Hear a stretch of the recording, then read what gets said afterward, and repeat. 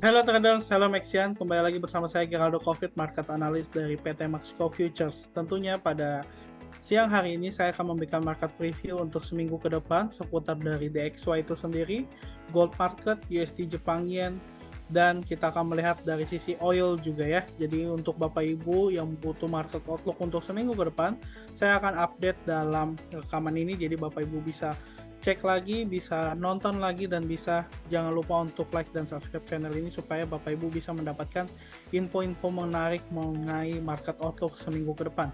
Baik, saya akan mulai saja. Saya akan langsung share screen ya. Saya akan mulai dari sisi berita terlebih dahulu. Kita akan melihat dari sisi berita yang cukup impact ya untuk seminggu ke depan ini ada apa saja. Kita akan cek. Oke, tadi kita sudah melihat ya bahwa nanti di US nanti ada dari sisi US market mengenai job opening. Ini pastinya akan membuat market mover terhadap USD market dan khususnya di gold. Dan kemudian kita ada lihat dari pound sterling mengenai BOE, interest rate decision, ini juga mengenai suku bunga, bahwa diproyeksikan suku bunga akan ada kenaikan sekitar 25 basis point. Dan kemudian kita akan lihat dari ISM Service PMI, dan di hari Rabu tentunya kita ada unemployment rate dari sisi Kanada dan unemployment rate dari sisi US market. Tentunya kita akan melihat bagaimana nih perkembangan dari sisi gold market dan DXY itu sendiri. Oke, langsung aja saya akan bahas dari sisi DXY terlebih dahulu.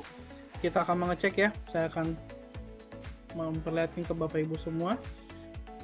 Kalau kita bahas dari sisi weekly, kita melihat bahwa DXY jelas sekali sudah membentuk suatu pola falling wedge, di mana pola falling wedge ini kalau dilihat dalam seminggu ke depan, ini masih akan terjadi penguatan daripada DXY itu sendiri. Dan kalau misalnya kita ukur menggunakan Fibonacci, maka dari DXY masih bisa meraih peluang daripada resistennya itu di 104.644, di mana ini merupakan resisten terdekat yang harus ditembus daripada DXY itu sendiri.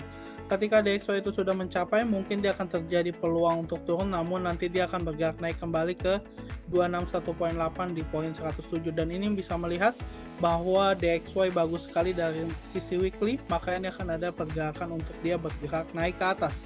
Kemudian kita akan bahas dari sisi gold market untuk kita melihat apakah gold market ini cukup bagus untuk dalam seminggu ke depan. Kemudian kalau kita lihat dari sisi weekly, ini jelas sekali sedang mau ada pembentukan swing high ya, tapi swing high-nya belum valid. Coba kita akan turunan ke daily terlebih dahulu.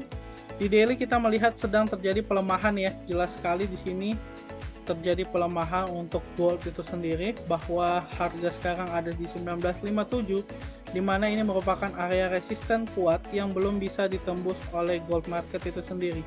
Nah, selama harga masih belum bisa tembus 1983, maka gold ini masih akan terjadi penurunan hingga ke area 1930. Karena pada area ini terdapat area resisten yang sebelumnya sudah menjadi support baru. Jadi ada peluang terjadi penurunan dari 1964 hingga menuju ke 1930 seperti itu. Nah, kemudian bagaimana untuk dampaknya di USD JPY?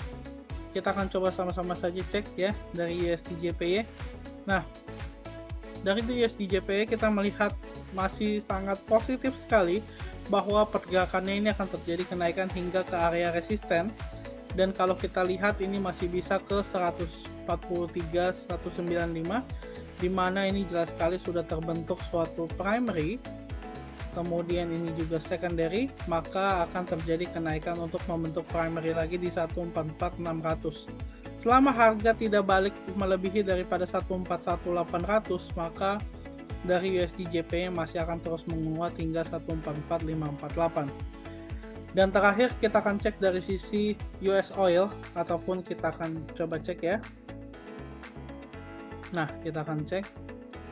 Kalau kita melihat oil ini terjadi peluang kenaikan yang signifikan, di mana harga sekarang ada di area 81, dan kalau kita mengecek ini mungkin masih akan terus terjadi kenaikan ya. Kita cek dari Fibonacci, ini masih berpeluang ke area 8362, di mana ini merupakan area resisten yang sebelumnya pernah dicapai ya oleh oil itu sendiri, hingga akhirnya terjadi drop yang cukup dalam.